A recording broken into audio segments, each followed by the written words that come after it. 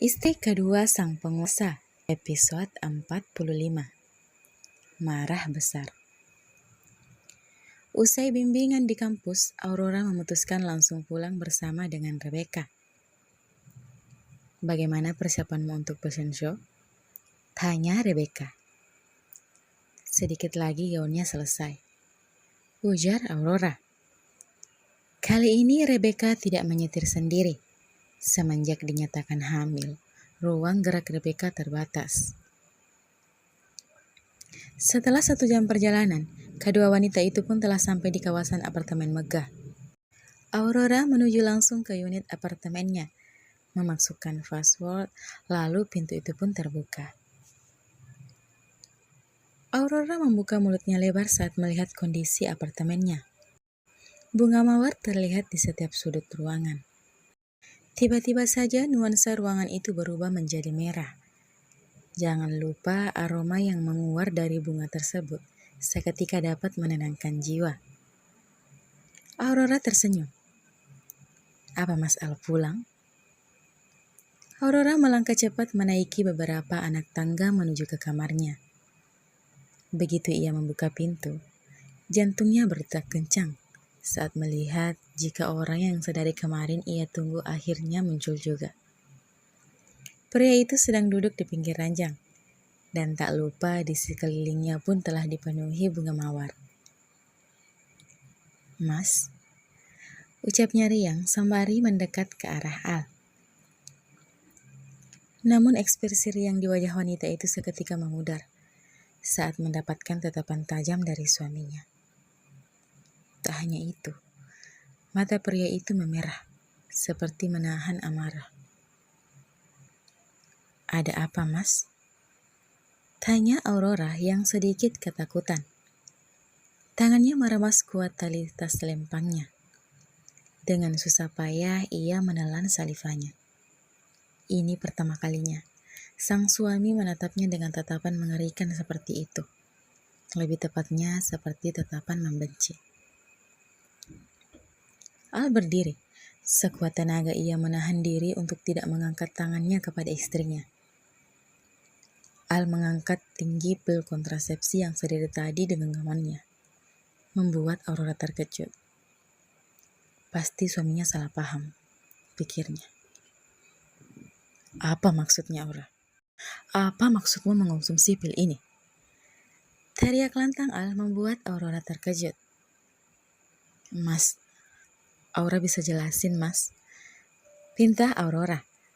Air mata wanita itu sudah berada di pelupuk matanya. Al melempar pil itu ke kaki Aurora. Aku mengharapkan anak darimu. Tapi kenapa kau melakukan ini, Aura? Kenapa kau tidak bisa percaya padaku? Teriak Al kembali. Pria itu mengusap kasar wajahnya. Aurora mengambil pil tersebut, lalu mendekat ke suaminya. Namun, Al bergerak mundur. Mas, Aura bisa jelasin, Mas. Aura nggak minum ini, Mas. Aura benar-benar nggak minum. Al tertawa sumbang. Nggak minum kamu bilang.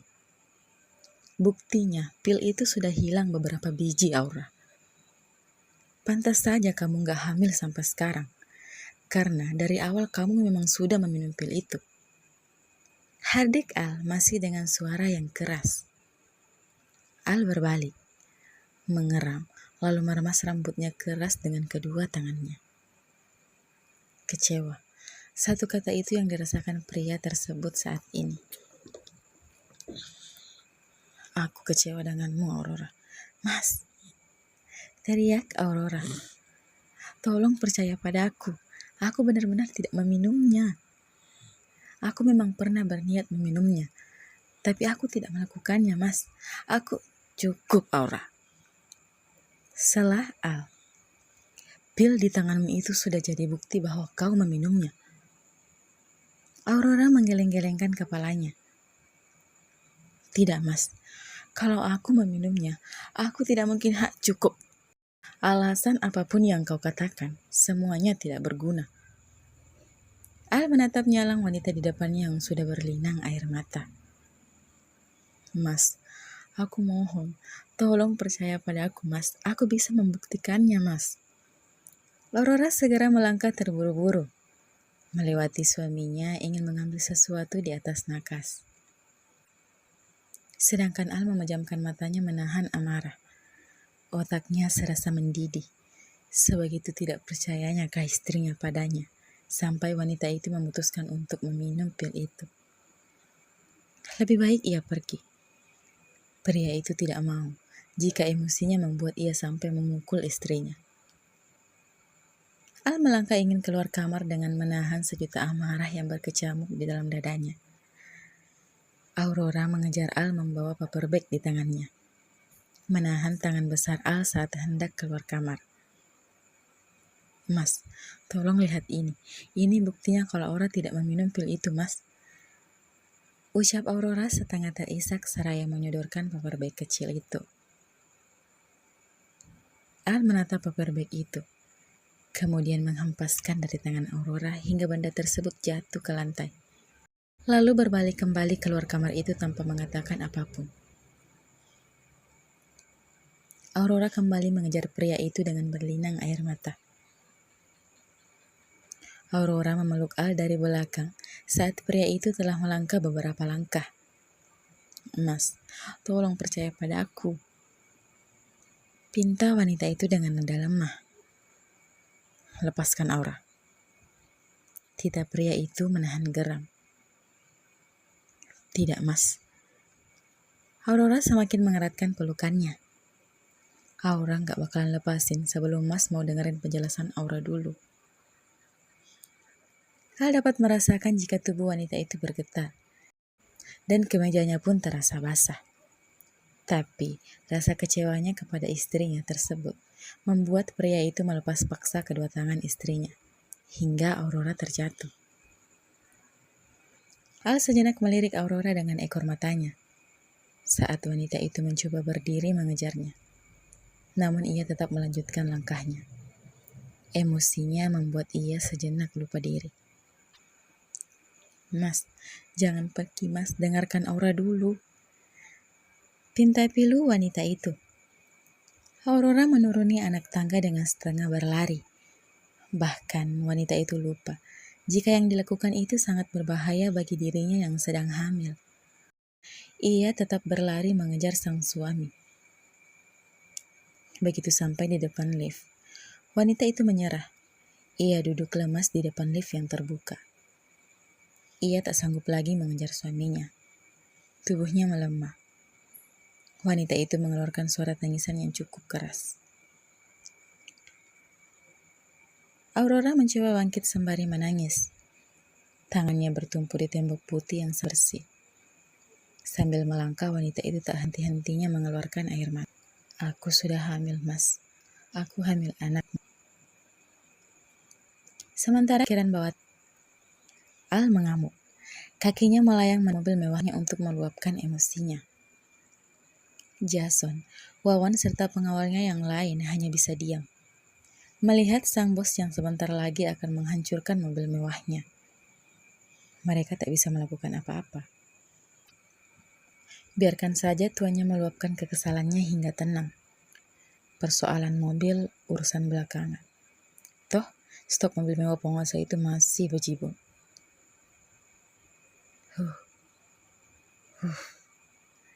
Hal menyandarkan kepalanya di mobil itu usai meluapkan emosinya selama 30 menit.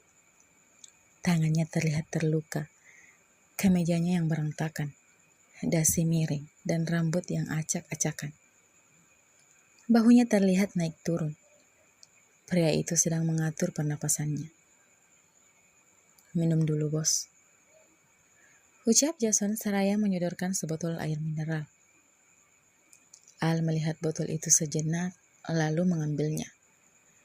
Meneguk air mineral itu hingga habis tak tersisa.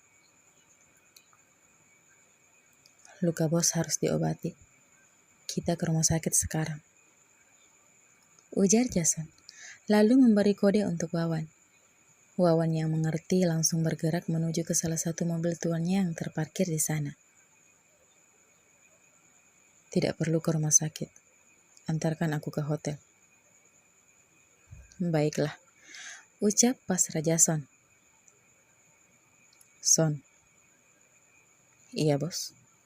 Sahut Jason. Cukup lama menunggu tuan mudahnya mengeluarkan suaranya kembali. Al meraup kasar wajahnya.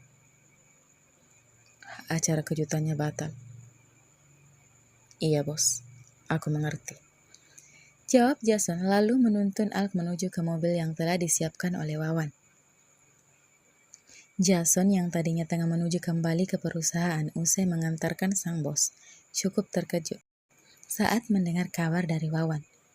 Dengan cepat, ia memutar mobilnya kembali ke apartemen tersebut. Dan pada saat sampai di sana, pria itu sudah melihat tuannya berjalan cepat dengan raut wajah yang sangat mengerikan. Kenapa jadi begini?